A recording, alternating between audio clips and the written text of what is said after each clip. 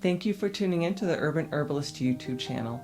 Today I'm going to talk about a different use of herbs. Most people think about herbs for medicinal purposes or even some spiritual purposes. But did you know there are some herbs that are just powerhouses packed full of vitamins and minerals? I know I have trouble taking vitamins. They always make me nauseous, they always make me sick. Not to mention, when you take a vitamin, you don't exactly know how much your body is absorbing because it'll turn your urine a pretty neon color. So you don't really know just how much you're getting out of the vitamin. So if you're looking for a safer, gentler way to get your nutrients, there are some herbs that you can do nourishing herbal infusions with. Now this is based on the work of Susan Weed, who actually has an entire course she teaches on nourishing herbal infusions. Today I'm just going to go over the top 5 herbs that I use personally for my nourishing herbal infusion. Now first of all, how do you make a nourishing herbal infusion? I have another video on that, but just a quick overview. It is 1 ounce of herb. You put it in a jar, add 1 quart of boiling water, and you let it infuse for at least 4 hours or overnight. You strain it and you drink it. Now the top 5 herbs that I prefer to use, and I rotate these throughout the week. So one day I would do 1 herb, the next day I would do another. Rotate them throughout the week. If you find some herbs that don't taste very good, I like to add a little mint to it to improve the taste.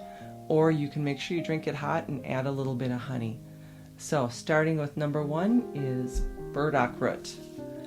I like burdock root because it is so plentiful and it is filled with a prebiotic called inulin. And what a prebiotic does, it feeds the good bacteria in your gut. It's kind of like nourishment for the good bacteria in your gut. And it is also filled with potassium, calcium, iron, folic acid, riboflavin, and a bunch of antioxidants. Now when you're making your infusion, measure out your ounce of root, and you'll want to take a mortar and pestle if you have one and just bruise the herb a little bit before you add the hot water. So burdock root is number 5. Number 4 is linden flower. Linden flower has quercetin in it, antioxidants. It's a vasodilator, and it is great for your circulation, pain, inflammation, and it's a mucilaginous herb. So it's going to have a little bit of a thick consistency to it, so you might want to drink this one hot. So it's like a tea instead of it's hard to describe, but it's a thicker consistency than what you'd expect from a tea if you drink it at room temperature. But if you heat it up, maybe add a little bit of spearmint or peppermint to it, it's a great mild tasting tea. And the mucilage in the linden is what's great for your joints. It lubricates your joints and helps with pain and inflammation. So that's why I take this once a week, because when you get a little older, your joints need a little bit of help. Number 3. Now this is a powerhouse one. You've heard of oatmeal? This is oatstraw. This is not the oat top and not the fruit of the plant, but the actual plant itself. And this is a powerhouse of nutrition. It's got calcium, protein, magnesium, chromium, iron, selenium, zinc. Also vitamins A, C, E, and K, and all of the B vitamins except for B12. And oatstraw is a very well-known nervine, which means it's great for your nervous system. It helps the nerves themselves heal and stay healthy. And on top of that, as a bonus, it does have silicone in it, which is great for your bones, your hair, skin, and nails. So oatstraw is it's a powerhouse. It's great. And it's also very mild tasting. It's a very delightful tea.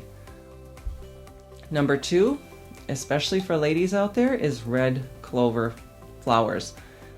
Now this red clovers you can find everywhere. It's so plentiful.